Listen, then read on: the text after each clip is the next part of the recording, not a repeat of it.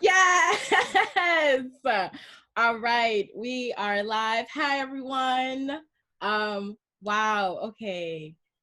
I'm like in awe right now because I'm just like super happy that this has come to life. Thank you all so much for being here, like my panelists, my artists, and for those of you who are attending. There are 47 of you here, and I'm completely blown away because honestly, I wanted this to be a nice, small, intimate thing. But you know, Black art should be shared. What we have to say matters. And yeah, I'm just really happy that y'all are here. Sandra, I'm gonna send it over to you, babe. Hi, everyone. Thank you, Sabine, for starting this off. Let's first start off with the check-in and see where everyone's at and how they're feeling. I think it's always important to check in because we have a lot of shit going on right now, and you know we should be present and focused. And if that's hindering us, that's totally okay. So my name is Sandra. She, they pronouns, and I'm doing really well, actually. I had a really good day today, and I'm gonna have an even better night. And how about you, Sabine? How you doing? You doing good? I am so joyous right now. Y'all probably gonna see me cheesing all night, to be honest. I'm really happy that all of y'all are here. I'm feeling really good. For those of you who don't know me, my name is Sabine Jacques, or Sabine Denise Jacques, if you want to know my full government.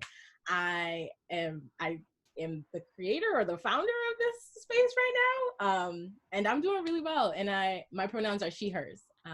And so, in order for us to like move through this or a lot more smoothly, I'm gonna just call on the person to my right or my left, and then have you check in, and then you call on the next person, and then follow in that pattern. Africa, I got you to my left. How you doing? Nervous, but in the best way possible. For everyone who doesn't know me, my name is Africa. I use she and they pronouns. I've been working with Sabine and Sandra, who's to my left, and they've been really wonderful people, and I'm so excited where this goes. So I am going to pass it to Steve, who's on my right. Babe, you're muted. You're muted.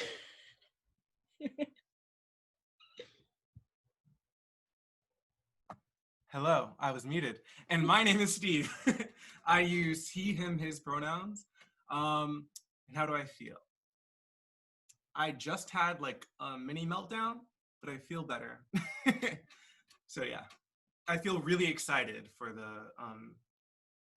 this performance and just to see all of you again because I missed you and I haven't had any community since all of this happened. So thank you. And I'm gonna send it to Izzy. Hi, I'm Izzy, or Isabel. I use she, her pronouns, and I also am extremely nervous. It's been a minute since I've done like a live performance, you know? So it's nerve-wracking, but in a great way, because honestly, I wouldn't have wanted to be surrounded by any other community other than you lovely people. So I'm so excited to be here and to see everybody else and to have a great conversation with everyone tonight too. So I'm gonna pass it to Dylan.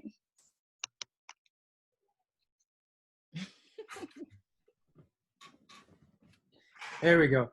What's good, y'all? I'm also very nervous, but you know what? I love seeing all of y'all, and I'm very happy to be here. A lot's been on my mind today, and I'm feeling good, and being here makes me feel even better, and seeing y'all, I'm ready to see like the work that y'all gonna show us. So I'm excited and ready. And I think Akira, I'm gonna pass it to you. My pronouns are he, him. There we go. I'm Akira. I use she, her pronouns. I am nervous and excited. I'm not performing, but I am here in space with my community right now, and it feels amazing. And I'm just really happy and grateful to be here. Thank you, everyone, for checking in. I'm glad that everyone's joining us today. And I'm going to send it back to Sabine. Thanks, Sandy. Akira, we love you, boo, and I'm so happy that you're here with us. Just want to say that. But yeah, I just want to give, for those of y'all who are tuned in, and also like for our panelists here, just the reasoning or like the vision behind this webinar and how it just came about. So this space is right now, it came about with being inundated with the videos and the pictures and the news media of Black lives that have been stolen from us. So let's just a few: Breonna Taylor, Tony McDade, Ahmaud Arbery, George Floyd, and recently Rhea Milton, Dominique Fells, and the countless names that we don't hear and that we don't know, right?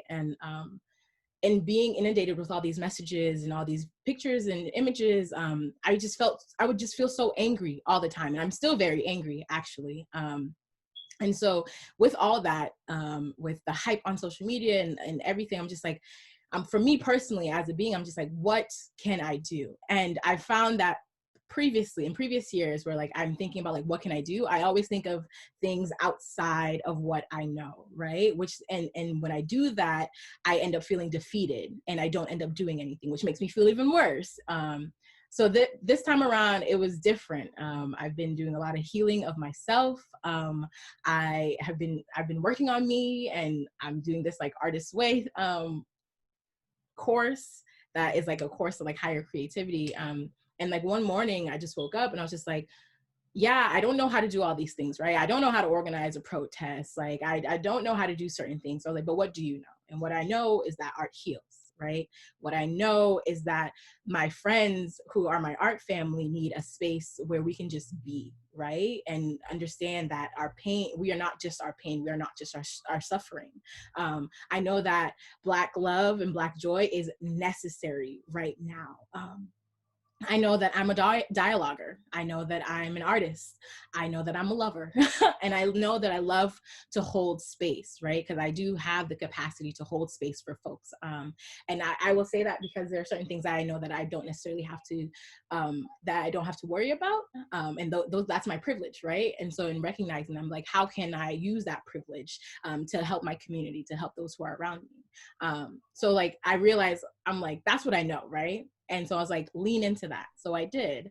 And usually at this time, like what happens is that Black folks usually get together, we hold each other, we hug each other. And like, there's nothing that I need more than like actually physical touch and realizing that we can't actually physically be together. I was like, so what can we do? And so I called up Sandra. I was like, I got an idea. But like, I want to do something and I don't know. So like, it was like just a quick idea that came out. And we were shooting the shit. We were talking about things. Sandra, do you want to say anything? Honestly, yeah, no, like Sabine, like this is the middle of quarantine. I'm like creatively just nothing's happening in my creative soul. And Sabine has helped me through so much. And when she's finally for the first time in like our whole friendship was like, I need help. I'm like, honey, I will follow you until the end of the fucking earth. And sorry for my profanity, but no, I was just on board. I'm like, hell yeah, we are more than just our pain. We are more than just this, what other people want to put on us. And, you know, despite that pain, we always put up the best work. And honestly, I love this community. I wouldn't be where I am as an artist without my community that are here right now. Yeah. So I'm excited for this whole week because ever since then, I've realized like I've wanted to create more. And I honestly thank you for that, Sabine. So you really did that, girl. So all the credit goes to you, man. Thank you, boo. And so yeah, I called up Sandra. I was like, I had this idea. Here's some other ideas. Let's talk through it. And then after calling Sandra, I called my dear friend Josh Odom, who is the founder of Healing While Black. Follow him on Instagram. And I was so grateful because he reminded me of this Toni Morrison quote that reads, "This is precisely the time when artists go to work. There is no time for despair, no place for self-pity, no need for silence, no room for fear. We speak, we write, we do language. This is how civilizations heal." And when he said that, I was like, you're right. And so like I said, I shared my idea and he's like, that's amazing. And so I was like, let me trust myself. Let me go in with that. And then also I called my mentor, Iya Awatunde Judy Albalali, and she reminded me that art for social transformation doesn't solely center our pain or our suffering, right? But rather it acknowledges it, it holds it, and then it chooses our love, it chooses our joy, and it chooses our celebration. So I was like, I want to do that. I want to create a space where we hold each other, where we see each other, where our voices are heard and are held, and we actually engage in like really critical conversations about like what are we gonna do, right? How do we transition ourselves into the world that we want to live in, right? That we want to see, that we want our kids to live in, right? And creating space in which we can engage in that dialogue about that. So I'm really super excited that we're all here. And again, I'm here, we're here to celebrate all Black lives, right? Trans lives, queer lives, those who are disabled, all Black people. We're here to celebrate, we're here to hold, here to create space of healing, period. That's it. That's it. Period. Period, poo. And with that being said, we're gonna transition ourselves into our performances for the night. My dear love, Steve, I'm going to have you go up first. Everyone, here is Steve. Hello. Hi, everybody. So I just wanted to say that this poem is dedicated to my Auntie Lucy, who passed last month, and then also my Auntie Annabelle, who passed the month before. So it's going to be really hard for me to read.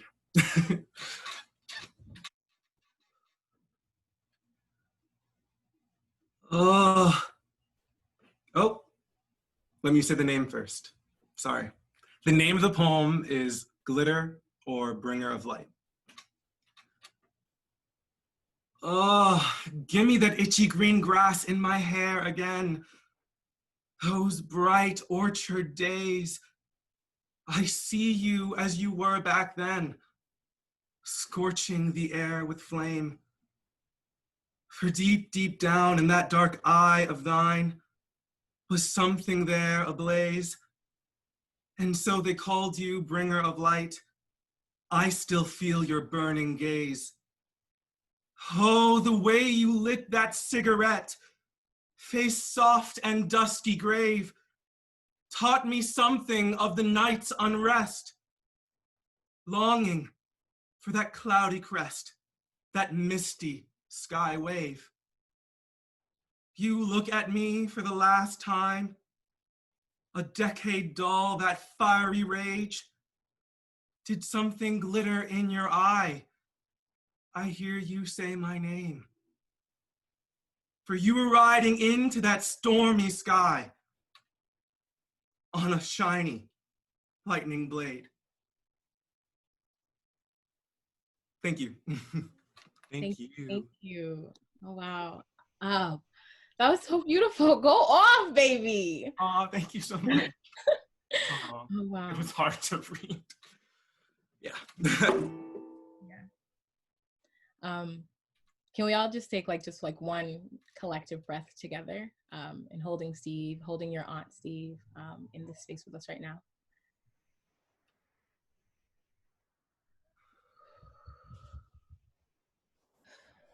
Thank you, Boo. Thank you. Yeah. Up next, we have the phenomenal Izzy, who gonna be doing something different for us tonight. She's gonna be moving her body. She's up on her feet, and bringing us joy through a dance piece. So Izzy, you let me know when you're ready, boo, and I'll spotlight you. You gotta get camera ready. Mm-hmm.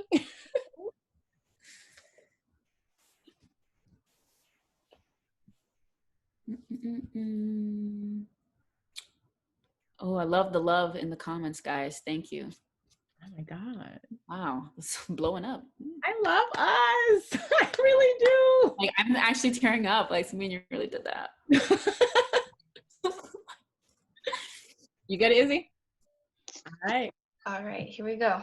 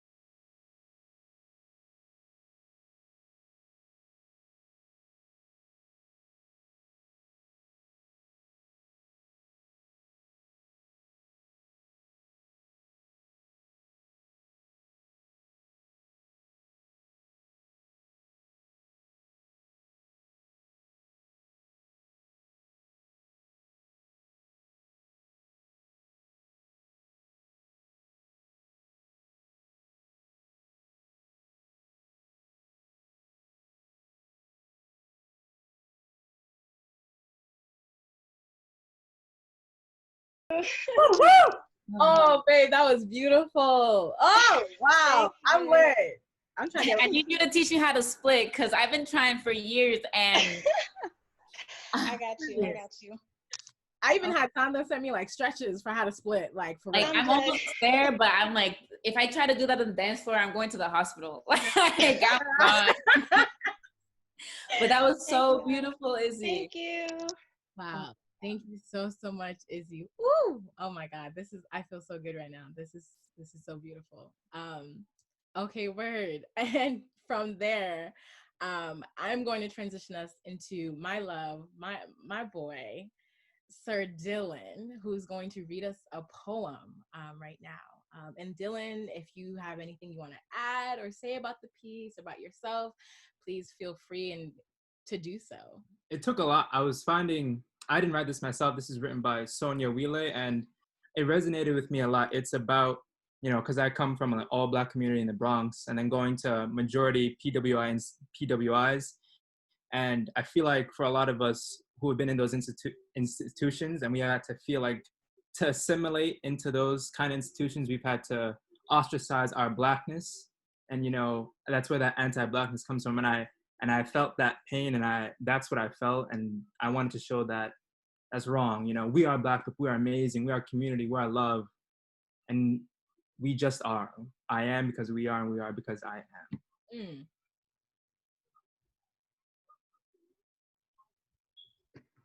And what's the name of the piece? Sorry. It's called My Black. My Black breathes the same color red. My Black breathes the same air. My Black causes deaths instead of life. My Black should live loud and free. My Black is me. My Black loves you. My Black loves are true. My Black serve the same country pride. My Black is set aside.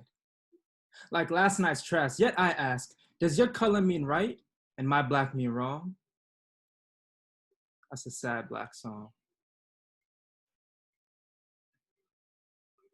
That's it. I'm so grateful. It's by Sonia Wheeler. Beautiful. Yes, sight artists, absolutely. And speaking of citing artists, I just want to let folks know that one of our artists couldn't make it tonight. I was not going to read anything. I was solely going to be on the producer side, but I just listened to y'all. I'm just like, damn, I miss doing this. And I told you were gonna do it. She's like, I'm not gonna do it. I'm like, okay, Sabine, whatever you say. But of course. But the reason I'm doing it is because we were down one artist, and so I want to yeah, I want to be a part of this, and also like Audre Lorde is speaking to me, and the piece I'm gonna read is a litany for survival. Y'all forgive me, I haven't rehearsed, so this is just she's being modest. She hasn't rehearsed, but it's gonna be amazing. Okay, all right, let's do this. For those of us who live at the shoreline, standing upon the constant edges of decision, crucial and alone.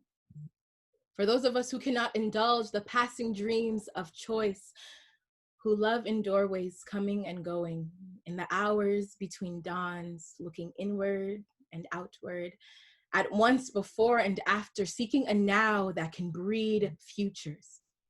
Like bread in our children's mouths, so their dreams will not reflect the death of ours. For those of us who were imprinted with fear, like faint line in the center of our foreheads, learning to be afraid with our mother's milk, for by this weapon, this illusion for some safety to be found. The heavy-footed hoped to silence us. For all of us, this instant and this triumph, we were never meant to survive. And when the sun rises, we are afraid it may not remain. When the sun sets, we are afraid it might not rise in the morning. When our stomachs are full, we are afraid of indigestion. When our stomachs are empty, we are afraid we may never eat again. When we are loved, we are afraid love will vanish. When we are alone, we are afraid love will never return. And when we speak, we are afraid our words will not be heard nor welcomed. But when we are silent, we are still afraid. So it is better to speak, remembering we were never meant to survive. Thank you. That was A Litany for Survival by Audre Lorde. Wow, yes, okay. I want to say, one, thank you all for saying yes to being a part of this, for bringing in pieces, for being present. And I just want to say that y'all are phenomenal artists, and I'm so grateful to know y'all, to be in community with y'all. Yeah, I'm just so grateful. And let's give each other a round of applause, because we deserve it. We deserve it. All right, Sandra, I'm gonna take it. I'm gonna give it off to you, girl. Hi.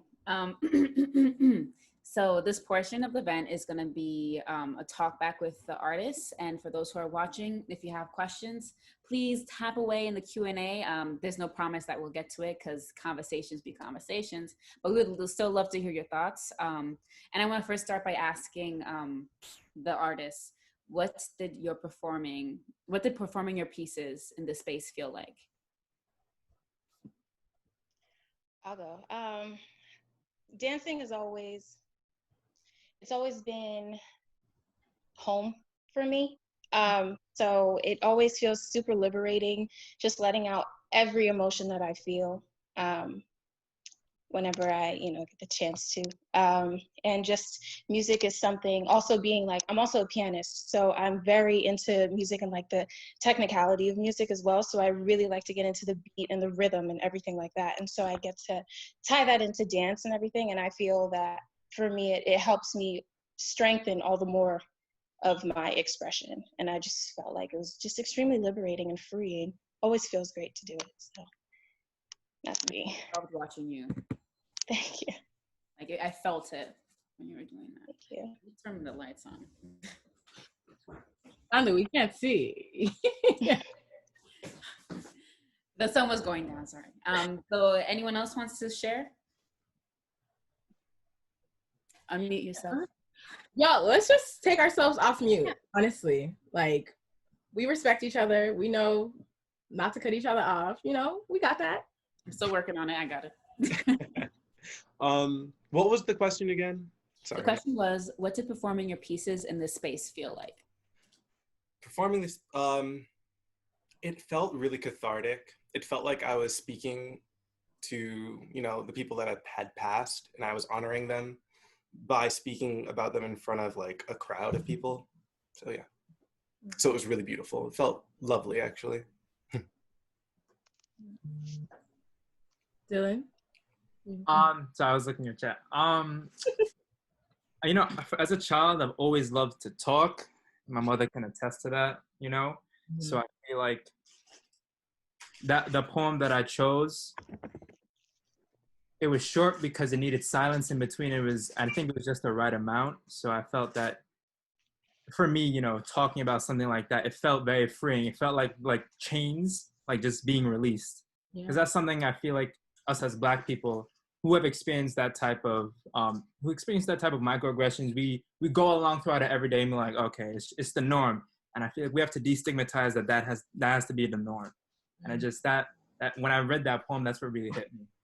Yeah, I love that you bring that up, destigmatizing, right? I think for me that makes me think of like the ways in which white supremacists, I'm gonna just name shit, y'all, for those the ways in which like we have internalized white supremacy, have internalized certain like the ways that we've been treated, right, as if it's like the norm, but that should never be the norm.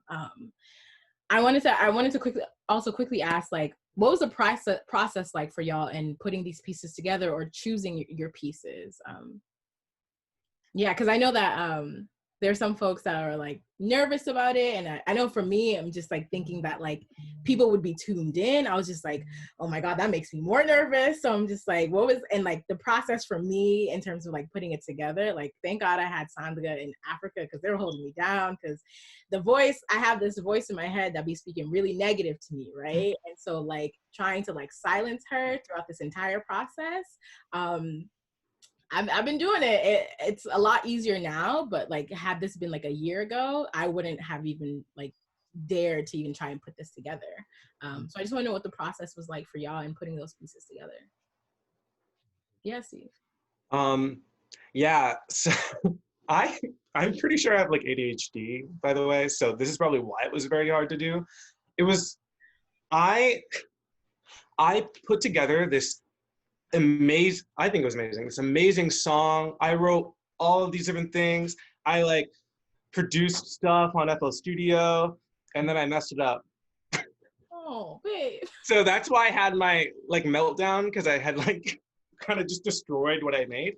And I was like, and I had like I'd put so much like emotion and like meaning and feeling into what I had done. It like, I literally had to cry. Yeah, it was just one of the hardest points of my time here. So it was really hard actually making this, but it was actually really, it made me confront memories and emotions that I usually suppress. Right. And it made me, it like gave me the hard task of like finding joy through grief, and like actually confronting those memories that were really happy and really like carefree, and like allowing them to hurt still, like allowing it to hurt that that person isn't still there, but like still, I feel like it honors them, it honors the person, and it honors your memories to like make sure you remember them. Yeah. So, yeah. So that's what made me really happy about this process. It made me remember my two aunts. Has anybody want to go? Okay. Now I feel like, and I don't know, tell me if anybody has felt this before, but because I feel personally when I see so many like, I don't see enough Black people, whether it be in any type of field, whether it be arts or anything else. And so I feel like when it comes to art specifically, because I've seen so many pieces just done by white people and involving white people and not enough Black people, I feel hesitant to show it or even create something like original, because even within our own community, I feel a hesitation to show it, because in the back of my head, I'm like, this is not the norm. We're not used to showing this. And so when I was going through pieces, I saw pieces relating to like George Floyd or just Black love, Black community, and even Black mental health and Black healing. So I had to confront, I guess, that fear factor of just knowing that us as Black people, we are in a safe space when we're with each other. And it's like always up to us to like hold each other down and make sure like these thoughts are not valid, and especially hard like as like an academic, as an artist, because artists are particularly hard on themselves. Like it's really important to be in a safe community, especially with something so vulnerable as like broadcasting art. Ourselves, our stories, our voices. Yeah. We're just so afraid to like share them, but in reality, like a lot of people feel the same way we're feeling, And a lot of times, right, and thinking about that, it's like we put a lot of onus on us when it's actually the ways in which our structures are silencing us, right? Are making it seem like this isn't, like art isn't shit that Black people do. Like Black people do art, right? There is no art without us. Black people are art. Shit, thank you. Okay. Thank you. So. Like there is like that shit does not, it's not here without us, right? So also I think it's important to think about like the ways in which our structures feed into that silencing, like are the reasons for that silencing, and why in which like we feel like we can't voice certain things, or like we can't do certain things or be a certain way or whatever it may be. And it's like, look how powerful our voices are, and that's why people try so actively to suppress them. Point blank, period. But personally, I think I went through, I didn't mean to cut you off, I'm so sorry. You're good. Keep going. I personally, this process was actually pretty tough for me. The other day I was texting Sabine, and I told her that I was kind of struggling putting something together, because I realized that I was just putting too much pressure on myself. I feel like, because Black people, especially in creative spaces, aren't given the opportunity to practice necessarily. They're not really given the opportunity to grow in a sense. We have to be perfect at all times on the first try, no second tries ever. And if you mess up, you're done. It's a wrap for you. So I was having that kind of mentality going on, but then yesterday I got into this different mentality because yesterday was the 9th anniversary of my spinal fusion surgery. And there was a time where I didn't think I would ever dance again. I don't want to get emotional. No, but get emotional. This is what it's about. Got you. We got you. Got you. Here, we here. My surgery, like getting the titanium rods and screws in my spine and not being able to move the way that I used to, was hard. And I had to realize that, like, from that time, I've grown so much and I've learned to adapt. And in that adaptation, I've learned to prosper. And I should be proud of myself and give myself more credit for that. Yeah. And sorry. And then it just kind of hit me, like, I just got into this creative groove and finally was able to, like, form a routine that I was super proud to show. And not only that, but also show that, like, Black dancers are more than just shaking their ass all the time. As fun as shaking ass is, we are we're pirouettes too, we're leaps too, we're splits too. We can do all of that, you know? And so I was just very glad to have this kind of platform to be able to bring all of that together and just kind of showcase that and express that. Thank you for sharing that, Izzy, and for feeling like you could share that in this space. For real, sis. I'm holding that. And just in watching you dance, like, you just look so free, sis. Oh, like, I love watching artists be in their elements, because for me, in watching artists, like, that feels like I'm watching freedom. Like, if that were possible, right? Like, you're really putting, like, your all into it. I know for me, that's how I feel when I'm on stage. Like, there's no, like, I love the spotlight. I feel so free in the spotlight, because I'm just like, your eyes are on me, and, like, I'm in my body. I am in this space. I am present. I am here. And that leads me to this question that my cousin, like, actually sent me. Also, I want to say that all of this didn't come together with me alone. All right. Like, this was community. I wrote questions down. My cousin, Lorna Closeel, I see you in the chat, girl. Like, she is a scholar, abolitionist scholar, y'all. Like, follow Black Feminist Book Collective. She's out here. So, like, she sent me this one question that I sincerely appreciated, and, like, the ways in which, like, she framed it, I was like, yes. So the question is, what does the practice of freedom look like in your life? And she says that it's a practice because we may never fully get there, right? So in what moments and what spaces, conversations, acts do you experience those pockets of freedom? That's a deep question. I was like, bitch. I had to let that marinate for a sec. Yeah, no, like, let it sit. Let it sit. And if you want the question repeated, I got you. Because that was a good question. Can you actually repeat it? I'm sorry. It was a general. Yeah, no. Yeah. So, Sandra, go ahead. I got you. All right. What does the practice of freedom look like in your life? Practice, because we know we may never get there. So in what moments, in what spaces, conversations, acts do you experience those pocket moments of freedom?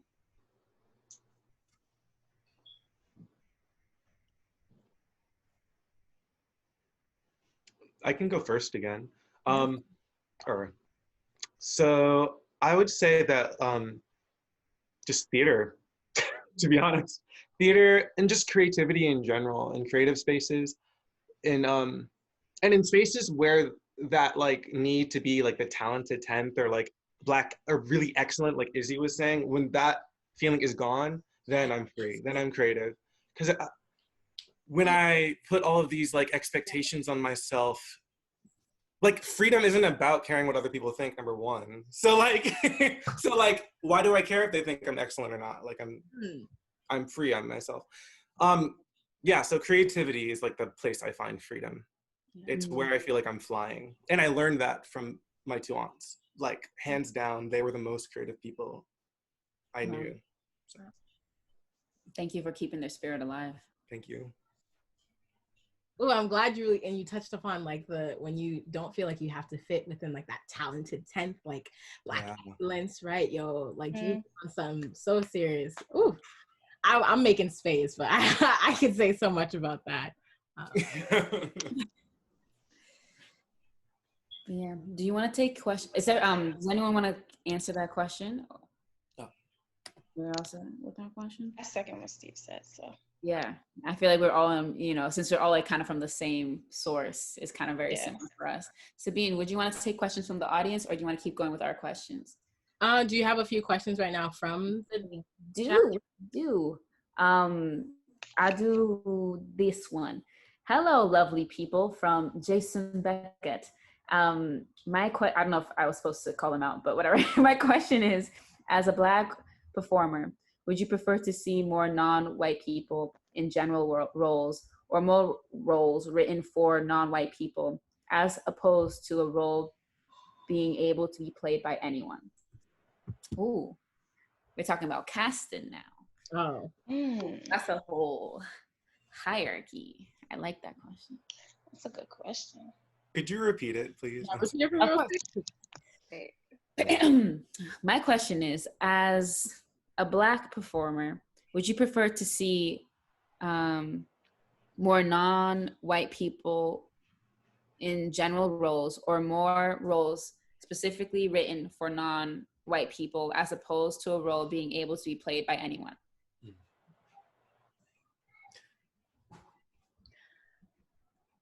I'm gonna just like the the idea of like non-white people, just like Black people are by POC, so Black, Indigenous, people of color.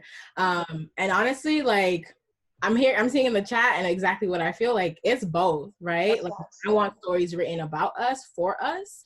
I want us in those roles. I want stories about like that are futuristic, right? Or like out of this world, right? And I want us to be able to be cast in them, right? So it doesn't like, it's either story, like the stories that are about our history, about us as a people, or just roles in general that like we are allowed to be a part of, right? To have a say in how they're written, and like have a say in like who's being casted and us being casted in it. Like that question makes me think about just like, it's not an either or, like I was saying, it's both, because it's like, if you are saying like, oh yeah, we want more non-white people for these roles, it was just like, that doesn't always necessarily go towards Black people, right? Mm-hmm. Think about that. And if it does, it's like your Black folks who are lighter skinned or who have Eurocentric features, right? Like you have to also think about that. So yeah, that's my take on that. Yeah. Would anyone else want to answer that question? Sabine got it. I love our collective mind. All right.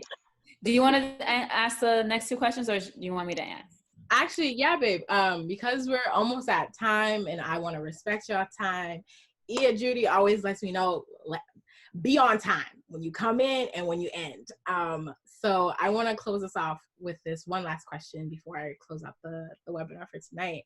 I'm trying to decide between these two. Eeny, meeny, miny, mo. Okay.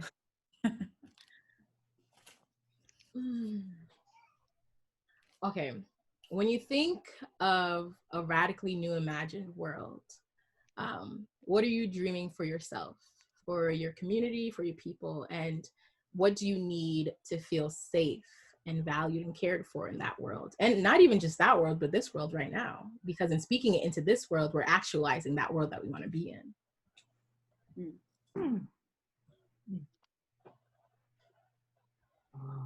I'll go first.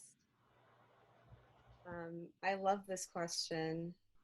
I think about this question a lot, just about what kind of future do we want to have that does not involve, people who are there for community control. What does it look like when we have our communities, when we are in loving communities and we were in communities of care. You know, when I think of, you know, in my imaginative future, I think of just having the people that I love around me, and feeling safe knowing that, you know, we all cause harm. We are all flawed people. We are all human at the end of the day, but that when we cause harm, we will do our best to repair it. We'll transform it, you know, and what I hope for is that, you know, we get to a point where we can start to transform, so that we can prevent our harm from occurring, and really like see ourselves in community with each other, and just, yes, an abolitionist future. That's what I see. Yeah, that's absolutely where I'm at. And yeah, I could go on for days about that, but if anybody else wants to go.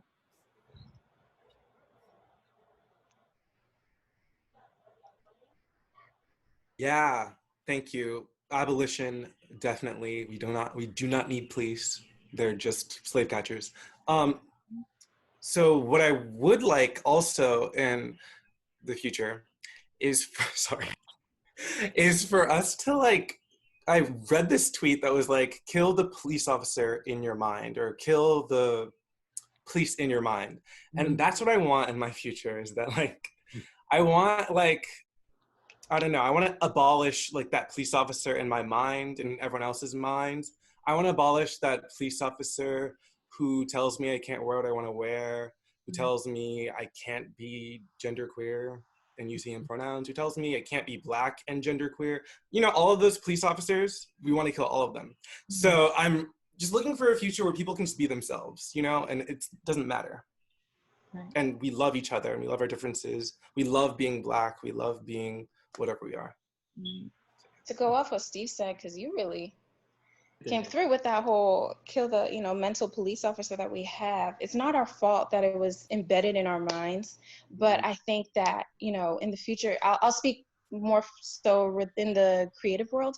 Like if we got rid of those, you know, police officers who say that we shouldn't even go to an audition because we don't see ourselves in that role, or we shouldn't even give ourselves the chance to try something new because we're afraid that whoever is on the other side of that table, whoever is on the other side of that camera is going to look at us in just one way. And so it's very tough for us to kind of like get over that kind of mentality. But I think that once we do, the freedom, I know we've used the word freedom in so many different ways. That's because it has so many different interpretations. The freedom that would come within that would be invincible. I'll say invincible, because we would just become unstoppable as individuals and as a community. So I think, I was gonna say, in accordance with all of that, I feel like we live in a world, especially from the Black community, where when we become successful, or when we're trying to get something like a job, especially as an actor, we're always competing against each other and tearing each other down. And I feel like if we can get to a place where we have this mentality that success isn't success unless it is shared within our own community. Like if we can get to a place like that, I think that is something that I've always like thought about. Like, why do we need to tear each other down if we're going for the same role? You know, why do we need to hurt each other just to get something that has been placed by a racist structure? You know? Yeah, no, I hear that, Dylan. I'm gonna even share senior year, me, Sandra, and our girl Mickey went out for the same role. Like, and when I tell y'all, I'm so happy I did not get it. I'm so happy I did not get it, because I wish it was recorded, or that we could like get the recordings from the archive, because my head had killed that shit. Like that role was for her, and I was so grateful that he was like, Nasibine next time. No, for that audition, I, because of, you know, my complexion, I also for her name, I always mess up her name, but it's the woman from Cookie from Empire, but she's done more than that. I don't, but I know that. Taraji. Thank you. I just never know how to say her name. She was like, I want to play a white woman. And I stepped into that audition like, you know what? I'm going to audition for the Black woman role and the white woman role, because why not? You know, I'll straighten my hair and, you know, talk like whatever. And, you know, because if Emma Stone can play like a half Asian woman, why can't I play an Italian American woman, you know? I'm really glad Mickey got that. And like, we really had to compete for that one role. And I just like, are you serious, dude? Like, and our department wants to like promote diverse. I'm going on a tangent. We got time. Another time. But yeah, it's like, it's wanting, and for me, that's community, right? That's the word I want to see. And it's like, we're actively uplifting each other, right? Like, if I don't get it, like, damn bitch, you better get it. Like, I want you to get it. Like, show out for me. But I know, you know what, we're gonna go over a little bit. I love you, Ia. I'm so sorry. But my last question though, in these worlds that we're talking about, right? What do we, or what can we actively do in trying to actualize that, right? Because I think one of the things in like, I think about what you were saying, Steve, in terms of like that mental police, right? It's that mental police it blocks us, right, from recognizing that we can be better, we can do better, we can live better. I know that mental police has blocked me very often. And it has also made me think about like, well, you're not that great of a person. You did this and you did that. So like, you're never going to be good. You're never going to be good. And I'm just like, it's like, for me, in actualizing the world I want to live in, is like also being softer and kinder with myself. Right. So that's one way that I'm actualizing that world. So I just want to hear from y'all. What steps are y'all taking to actualizing the world that you want to see, you want to be a part of, and you want your kids, or like just for the future? Yeah. I think a big thing is unity within starting with our own community before, you know, we're able to whatever. Because I remember I went to an event at UMass earlier this year, and I remember I was talking about how, you know, when we're going after the man, going after the white man, going after white power, whatever, we always come together and, you know, but the thing is, at the end of the day, it's almost like a front that we're putting on, that we're united, because at the end of the day, we're truly not. I remember a couple of days we saw, I saw this TikTok. I'm not on TikTok. I saw the TikTok on Twitter. This guy was talking about white supremacy in blackface. I feel like it was a very strong phrase that he used, but the reason why he was using it was because he was saying that within the Black community, a lot of people aren't allowing everybody to just be themselves within the Black community. So like Sabina, as you were saying in the beginning of the call, about, you know, queer, that includes queer Black people, that includes trans Black people, that includes you know, gender neutral Black people, whatever, the list goes on. We are, at the end of the day, we are all Black people. And if we all allow each other the space and the comforts to just be ourselves within the community and truly unite, then that is where our strength is truly going to stem from. So that's what I think. Well said.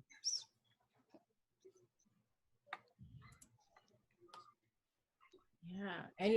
Anyone else? And thank you, Izzy. I was like looking at the chat, and I was just like, Ashley, what are you reading? What are you talking? But like, no, for real. Thank you, Izzy, for that. And does anyone else want to say one last thing in terms of like how we can actively actualize these worlds that we want to be in, that we want to be a part of, that we want to be a part of?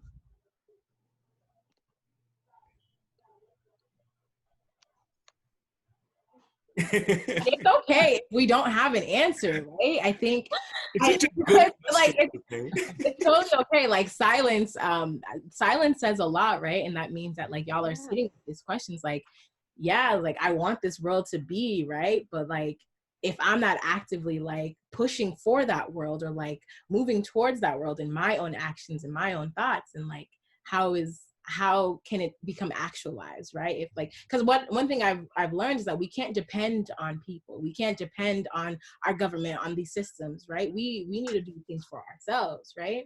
So like that's what drives me in thinking about like the world I want to see for me, not even just my kids. for me, like I'm trying to be free. I'm trying to live free, right? I'm trying to feel liberated, right? And so it's like, what am I actually doing on a daily basis? And that, for folks who are in the attendees, like that makes me think of Brown Paper Studio, right? Breath, safety, beyond time for myself, right? Gratitude, grace, eye contact, wholeness, right? So that's I'm gonna let y'all sit with that for tonight, because I think it's an important question to think about, like what are the active steps that I'm taking to actualizing this world? And it's not gonna be easy. It's never easy, right? But I think it's Living is hard. yeah, it's worth it, and we're worth it, right? We're worthy of that world. We're worthy to be living in that world, right? So it's like, what are we doing? So I'm gonna let y'all sit with that, and then text me what y'all thinking. But I just want to say thank you so much, y'all. I'm so grateful that y'all are my family. Y'all are my friends. Like I feel I haven't stopped smiling all night. I don't think I'm gonna stop smiling tonight, because we did it. We are here. Our voices are important. Our voices matter. Our breath matters. And I want to say, like, just like remembering that our breath is sacred. Our tongue is sacred, right? Right. So like breathe and speak life into the things that you and your community want and need. And that's what I talk about, like, in thinking about like the steps that you can take. Those steps can be like being kinder to you, right?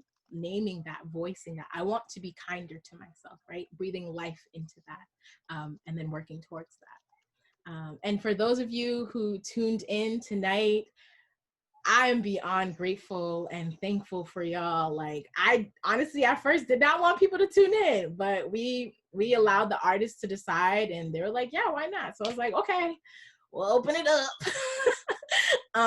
And I'm really grateful, and I'm really glad that I did.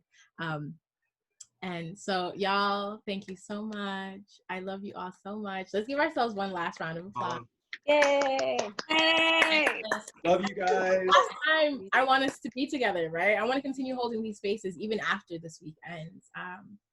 So I'll hold my part. I'll send out the Zoom call. Y'all just let me know, and we can continue talking about this. Like, for real, like artists lead the way, right? Like we create worlds on stage, right? People escape from their worlds to come into the worlds that we create, right? And so not only does art hold up a mirror to like what is going on in the world, but art holds up a mirror to what the world can be, right? It shows you that you can actually get to this, you can actualize this, right? So it's like, we're gonna continue talking about what art we gonna be making to make that world actualize, right? So I am thankful for y'all. And for those who are tuned in, I'm gonna close out tonight with the beautiful, beautiful voice and words of our foremother, elder, Lucille Clifton. Actually, I don't know. I said foremother. I don't think Lucille Clifton's dead. Lorna would know. I might have made a mistake on that. But you know, I'm okay with being corrected. That's the world I want to live in, where you can actively name You gotta correct each other. or that you messed up and can be corrected. Also, What's up? Before we get that video, anyone who's attending right now, please spread the word, because spread the word to other people. Join us tomorrow, because like this community needs to be expanded. Yeah, I just wanted to reinforce that for you, Sabine. Thank you, because I forgot that. Yeah, I'm like, oh, you didn't get to say that. But we got you. Thank you. Yeah, we got artists coming in for the rest of the week. Wednesday, Friday, different artists each night. I'm so excited. So yeah, I'm gonna close this out with this video. Thank you all so much for coming. And I'm so grateful to be in community. Don't forget to tip. Don't forget to tip. Eric's been putting the Venmo on the comments, so look up. All right, have a beautiful, beautiful night. I love you. Mwah! Love you. Won't you celebrate with me what I have shaped into a kind of life? I had no model, Born in Babylon, both non-white and woman, what did I see to be except myself? I made it up here on this bridge between starshine and clay, my one hand holding tight my other hand. Come celebrate with me that every day something has tried to kill me and has failed. And everything is alright. I wish that you know the truth. I live it free.